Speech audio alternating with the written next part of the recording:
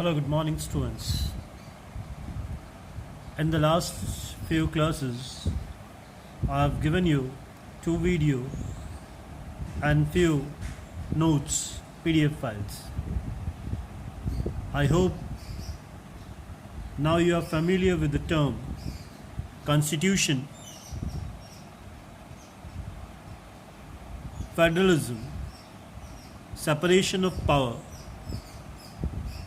parliamentary form of government, fundamental rights, and secularism.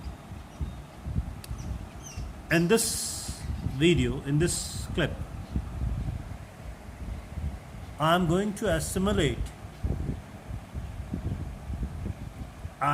arrange these topics at one place. So let us start with Constitution. As we discussed, Constitution is a written book. This book contains set of rules, basic set of rules. We administer and govern our country with the help of these rules. Constitution defines the political system of our country. It contains the ideals for which we stand. Constitution defines the right, duties of citizens and institutions. As you know, India is a subcontinent. It is seventh largest country in terms of area. It is not humanly possible to administer India from one place. For example, if I am sitting in Delhi, the capital of India, it is not possible for me to decide what is good for Kerala or Manipur or Gujarat or Andhra Pradesh or in its remote villages. So, we adopted federal form of government. Federal form of government refers to existence of more than one level of government. In India, we have more than one level of government.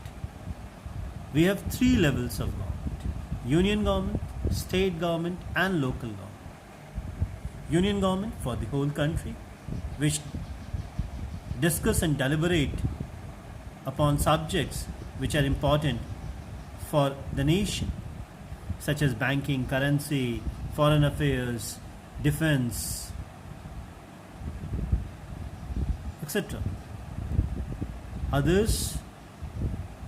The second level of government is state government. It deals with subjects which are important for state. For example, education, health, public order. In similar fashion, for villages and cities, we have panchayat and municipalities. Constitution distribute power among these three level of governments. The rights and authorities of any one level of government is not dependent upon the will of another level of government. ये जो तीन स्तर पे सरकारों का गठन किया गया, केंद्रीय सरकार, राज्य सरकार और पंचायती स्तर, इनमें अधिकारों का बंटवारा जो है वो लिखित संविधान करता है. इसलिए ये तीन स्तर की सरकारें अपने अधिकारों के लिए एक दूसरे पर निर्भर नहीं है. इनके अधिकार ये लिखित संविधान से प्राप्त करती हैं. और अधिकारों को लेकर अगर कोई मतभेद होता है तो उस मतभेद का, उस डिस्प्यूट को रिजॉल्व करने के लिए, उसको समाधान करने के लिए we have an independent judiciary. So this is all about federalism. Federalism refers to existence of more than one level of government, written constitution, distribution of power, independence judiciary. If you find in a government these 3-4 characteristics, you may say it to be a federal government. Next topic which we discussed was fundamental rights. Fundamental rights provide us opportunity and conditions, circumstances in which we may lead a dignified life. मौलिक अधिकार नागरिकों को वो अवसर प्रदान करते हैं, वो परिस्थितियाँ उपलब्ध कराते हैं जिनमें वो सम्मानपूर्वक अपना जीवन यापन कर सकें। इसके बाद फंडामेंटल राइट्स 6 हैं। Right to equality, right to freedom, right against exploitation, freedom of religion, cultural and educational right और right to constitutional right। राज्य, स्टेट यानी कि union government, state government in rights का वायलेशन, नागरिकों के इन अधिकारों का उल्लंघन, अतिक्रमण नहीं कर सकते, और अगर किया है तो by using a fundamental right to constitutional remedy citizens may approach court, नागरिक न्यायालय में जा सकते हैं और अपने अधिकारों को पुनर्स्थापित कर सकते हैं, रेस्टोर कर सकते हैं, और उनका अतिक्रमण हुआ है तो उसके लिए कंपनसेशन भी क्लेम कर सकते हैं। इसके बाद जो नेक्स्ट टॉपिक हमने पढ़ा वो था सेपरेशन ऑफ पावर। शक्तियों का अगर केंद्रीकरण किसी एक जगह पर होता है तो लोग शक्तियों का, अधिकारों का दुरुपयोग करने लगते हैं। If power is concentrated at one place, it may leads to misuse of power और arbitrary use of power। इसलिए स्टेट के जो 3 ऑर्गन्स होते हैं, लेजिस्लेचर, एग्जीक्यूटिव और जुडिशरी, इनको अलग अलग फंक्शन प्रोवाइड किया जाता है, इनको अलग अलग कार्य दिए जाते हैं कि ये एक दूसरे की शक्तियों को नियंत्रित कर सकें और कोई भी राज्य का अंग अपने अधिकारों का दुरुपयोग ना करें। आपने देखा लेजिस्लेचर किसको कहते हैं? लेजिस्लेचर हमारी चुनी हुई विधायिका को कहते हैं, सांसदों को कहते हैं, विधायकों को कहते हैं। फिर आपने देखा एग्जीक्यूटिव, मैंने बताया एग्जीक्यूटिव 2 तरीके की होती है। एक राजनीतिक, जिसमें विधायिका के वो सदस्य शामिल होते हैं जो मंत्री पद पर आसीन होते हैं, चाहे वो प्रधानमंत्री हो या अन्य मंत्री हो, मुख्यमंत्री हो या अन्य मंत्री हो। तो ये हुआ पॉलिटिकल एग्जीक्यूटिव। इसके बाद होता है परमानेंट एग्जीक्यूटिव, जिसमें वो लोग आते हैं जो सिविल सर्विसेज पास करके आते हैं, जो आईएएस होते हैं, जो पब्लिक सर्विस कमीशंस के थ्रू आते हैं। ये लोग एक निश्चित आयु सीमा तक काम करते हैं, पद पे अपने पदों पर रहते हैं। दोनों ही, चाहे पॉलिटिकल एग्जीक्यूटिव हो चाहे परमानेंट एग्जीक्यूटिव हो, या विधायिका के द्वारा, लेजिस्लेचर के द्वारा बनाई गई नियमों और योजनाओं को लागू करें।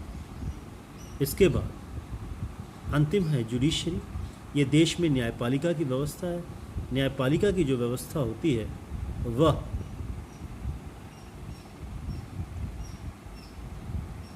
देखती है, सुनिश्चित करती है कि अगर संविधान के लिखित प्रावधानों को लेकर कोई मतभेद है या नागरिकों और राज्य के बीच में मतभेद है, तो उस मतभेद को, उस डिस्प्यूट को रिजॉल्व करने का काम जुडिशरी करती है। जुडिशरी नागरिकों के फंडामेंटल राइट्स को प्रोटेक्ट करती है। जुडिशरी यह भी देखती है कि विधायिका कोई ऐसा कार्य ना करे जो संविधान की मूल भावना के विरोध में हो, यानी कि जुडिशियल रिव्यू करने का काम करती है।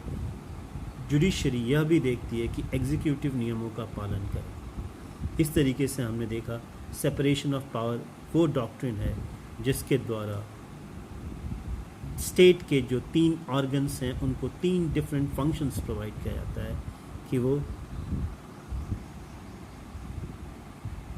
अपनी शक्तियों का दुरुपयोग न करें, एक राज्य का अंग दूसरे राज्य के अंग को नियंत्रित करे और अपने अपने दायरे में रहकर राज्य के तीनों अंग अपने कर्तव्यों का निर्वहन करें।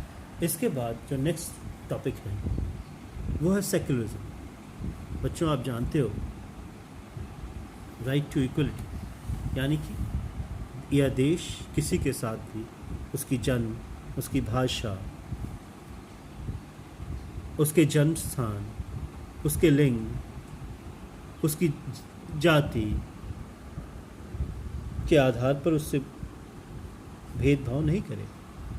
No one shall be discriminated on the ground of religion, race, caste, sex, place of birth. तो सेकुलरिज्म क्या है? इस देश के हर नागरिक को अपने धार्मिक विश्वास के हिसाब से जीवन जीने की स्वतंत्रता है। उसे अपने धर्म का पालन करने की, उसे अपने धर्म का प्रचार करने की, उसे अपने धर्म के उपदेश देने की स्वतंत्रता है। उसे अपनी धार्मिक संस्थाएं स्थापित करने की स्वतंत्रता है। उसे उन धार्मिक संस्थाओं का प्रबंधन करने की स्वतंत्रता है। उसको उन धार्मिक उस पे राज्य कोई भी कर नहीं लगाएगा। राज्य द्वारा चलाई गई, स्टेट के द्वारा रन की गई किसी भी इंस्टीट्यूशन पे, किसी भी एजुकेशन इंस्टीट्यूशन में रिलीजियस एजुकेशन